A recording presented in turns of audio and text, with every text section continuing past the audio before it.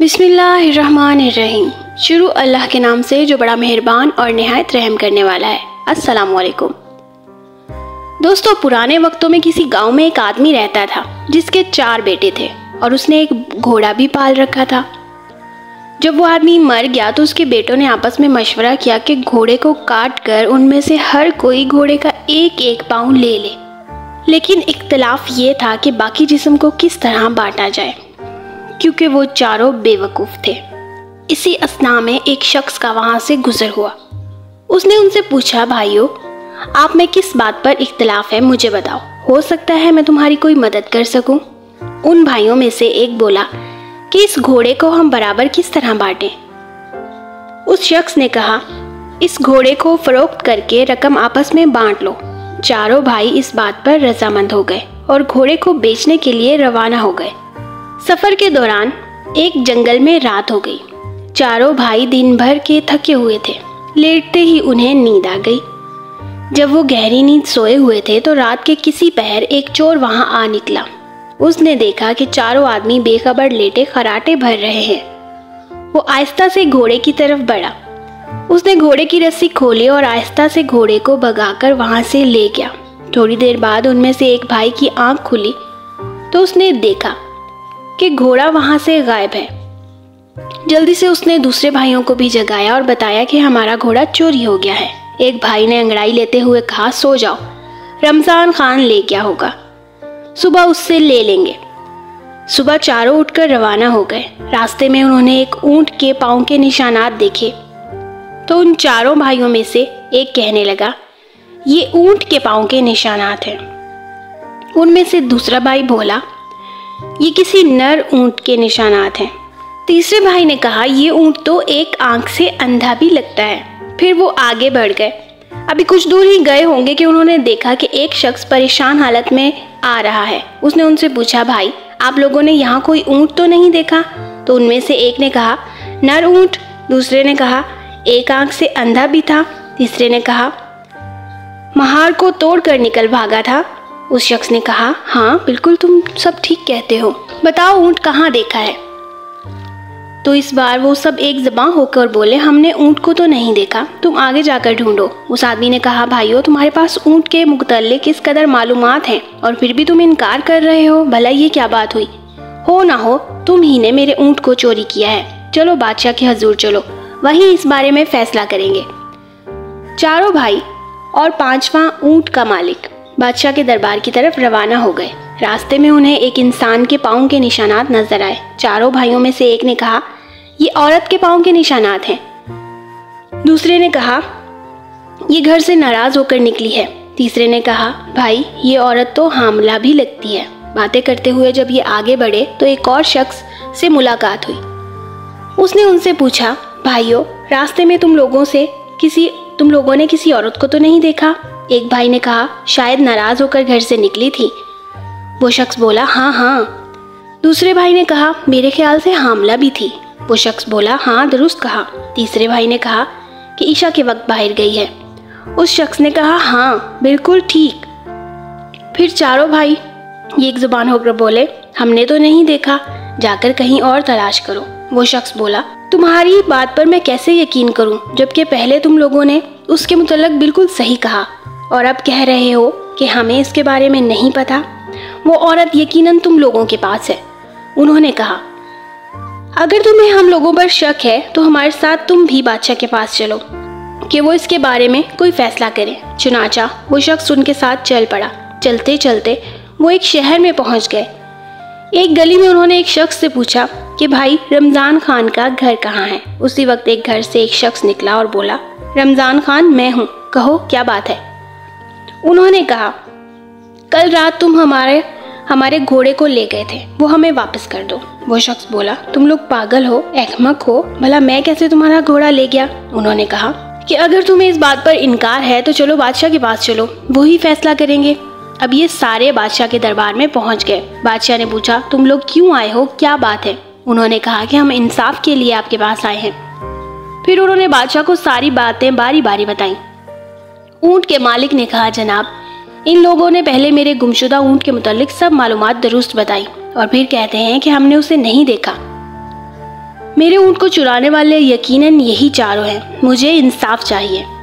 दूसरे शख्स ने कहा, मेरी बीवी रात को घर से निकली है। इन लोगों ने उसके मुतालिक बिल्कुल सही मालूमात दी और साथ ही कहते हैं कि हमने इसे नहीं देखा।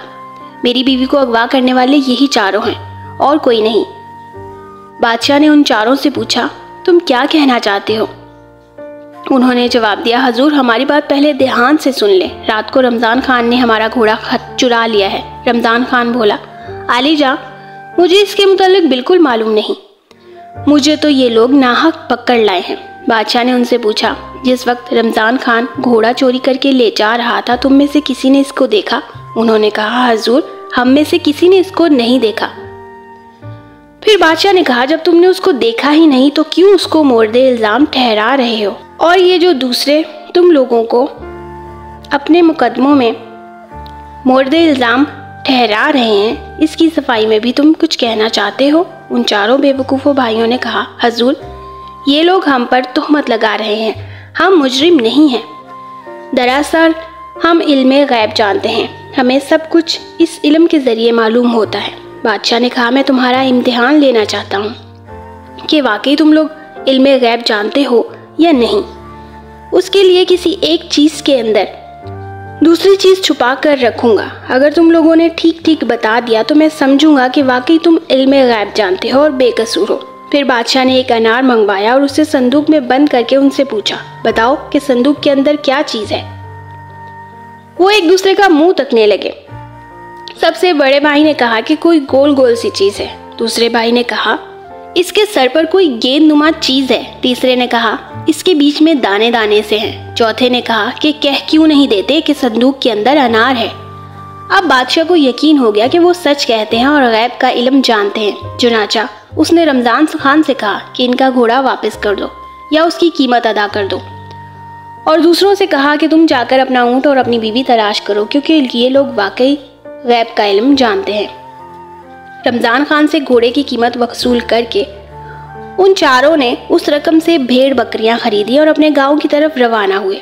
दोपहर के वक्त को वो एक जंगल में पहुंचे। वहां दरख्तों के साए थे और ठंडी ठंडी हवा थी।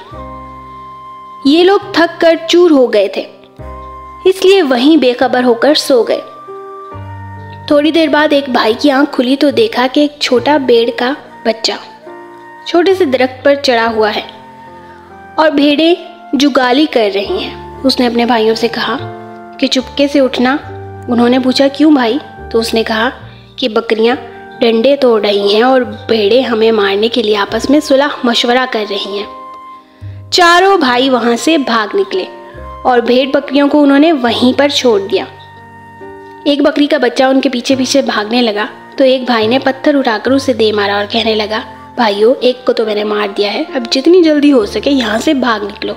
जब ये बहुत देर तक भागते रहे तो थक गए और इनका सांस फूलने लगा। इतने में वहाँ एक घुड़सवार का गुजर हुआ। उसने उनसे पूछा, अरे भाई क्या हुआ, क्यों भाग रहे हो? उन्होंने एक जुबान होकर कहा, हमारी बकरियां डंडे तोड़ रही थी और भेड़ें आपस में बातें कर रही थी, हमें मारने के लिए आपस में सुलह मशवरा कर रही थी। अब जरा देखो तो हम सब पूरे हैं या नहीं। ये कहकर चौथे भाई ने गिनना शुरू किया तो अपने आप को गिनना भूल गया और कहने लगा, हम तो 3 हुए, हमारा चौथा भाई गुम हो गया है। दूसरे ने कहा, ठहरो मैं गिनता हूँ। फिर उसने गिनना शुरू किया, ये 1, ये 2, ये 3, और हम में से वाकई चौथा गायब है। और इसी तरह बारी बारी चारों ने गिनती की और हर एक ने अपने आप को नहीं गिना और ये समझते रहे कि चौथा भाई कहीं गुम हो गया है। घुड़सवार ने कहा कि अगर मैं तुम लोगों की गिनती पूरी कर दूं तो? उन्होंने कहा, फिर हम सब आपके गुलाम बन जाएंगे, जहां आप हमें ले जाएंगे हम आपके साथ जाएंगे। घुड़सवार ने पहले एक भाई के हाथ को पकड़ा और उसको एक तरफ करके कहने लगा, ये 1। फिर दूसरे का हाथ पकड़ा और कहा, ये 2। वो इसी तरह गिनता गया और 4 की गिनती पूरी की। इस पर चारों भाई खुश हो गए और कहने लगे कि हम आज से आपके गुलाम हैं। उस घुड़सवार ने कहा, अब मेरे साथ चलो ताकि तुम्हारी भेड़ बकरियों से भी तुम्हारी सुलह करवा दूं। ये सब जब उस तरफ जा रहे थे तो रास्ते में वो बकरी का बच्चा नजर आया जिसको उन्होंने मारा था। उन्होंने उस शख्स को बताया कि यही है वो जिसे हमने मार दिया था। उसके बाद जब भेड़ बकरियों के रेवड़ पर उनकी नजर पड़ी तो वो फिर से भाग खड़े हुए। घुड़सवार भेड़ बकरियों के करीब गया और उनमें से हर एक के सर पर थपकी दी। फिर उन भाइयों से मुखातिब होकर कहने लगा, अब भेड़ बकरियां तुम्हें कुछ नहीं कहेंगी। उसके बाद उन्हें कहा कि आओ तुम भी मेरे साथ चलो। घुड़सवार भेड़ बकरियों को लेकर अपने घर पहुंचा। चारों भाई पहले ही उसकी गुलामी कबूल कर चुके थे, वो भी उसके साथ आ गए। उसने उनमें से एक से कहा कि तुम रेवड़ चराने ले जाओ, दूसरे से कहा कि बैलों के इस जोड़े के लिए घास काट कर लाओ और इन्हें खिलाओ। तीसरे से कहने लगा कि तुम मेरी माँ का ख्याल रखो, ये बीमार है, तुम ख्याल रखना कि कहीं मक्खियाँ इस पर ना बैठें, और जब मेरी माँ को किसी चीज़ की ज़रूरत हो तो इसे दे देना। चौथे से कहा कि तुम गंदम की फसल की कटाई करके एक जगह सलीके से रखना। मुख्तलिफ काम उन चारों के सुपुर्द करके वो खुद व अपने कारोबार में मसरूफ़ हो गया। जिस भाई के जिम्मे मक्खी उड़ाने का काम था वो डंडा लेकर बैठ गया। जब घुड़सवार की माँ पर कोई मक्खी बैठती तो वो उसे डंडे से मारता। वो बेचारी चीखती चिल्लाती। 3-4 डंडे लगने के बाद वो अधमुई हो गई और फिर दम तोड़ गई। जब वो बिल्कुल साख्त हो गई तो उसने सोचा कि अब वो आराम कर रही है, तो उस पर चादर डाल दी और खुद एक तरफ होकर बैठ गया। जिस भाई के जिम्मे बैलों को चारा खिलाना था उसने अपने दिल में सोचा मुझसे इस कदर काम नहीं हो सकता। लिहाजा उसने फौरन दोनों बैलों को ज़िबा करके उनके मुंह भूसे में गाड़ दिए कि खुद खाते रहे। गंदम की फसल पर जिस भाई की ड्यूटी थी उसने सोचा कि ये तो बड़ा मेहनत तलब काम है, क्यों ना इन दानों को भून दिया जाए। ये सोचकर उसने गंदम की पूरी फसल को आग लगा दी। अब चौथे भाई का सुने, जो भेड़ों को ले गया था। वो भेड़े चरा रहा था कि अचानक 1-2 भेड़िए वहां आ निकले और भेड़ों को खाने लगे। उसने सोचा कि इस गांव के कुत्ते कैसे भूखे हैं जो भेड़ों को खाते हैं, इनके मालिक इनको कुछ नहीं देते। वो भेड़ों को वहीं छोड़कर खुद वापस लौट आया। दोपहर को जब घुड़सवार वापस आया तो एक भाई से पूछा, मेरी माँ की अच्छी तरह खिदमत की है ना? तो उसने कहा, जनाब क्या पूछते हैं, आप जब से गए हैं तब से वो आराम ही कर रही हैं। जब घुड़सवार ने चादर उठाकर देखा तो माँ का चेहरा खून आलूद था और वो मर चुकी थी। उसने उस भाई का काम देखा तो परेशान हो गया। उसने सोचा कि देखूं दूसरे भाइयों ने क्या गुल खिलाए हैं। जब उसने बैल वाले से पूछा, तुमने क्या किया है? तो उसने कहा, अभी तक बैलों के मुंह भूसे में दिए हुए हैं ताकि वो खुद ही खाते रहे। घुड़सवार ने जब देखा तो उनके सर कटे हुए थे और भूसे में घुसे हुए थे।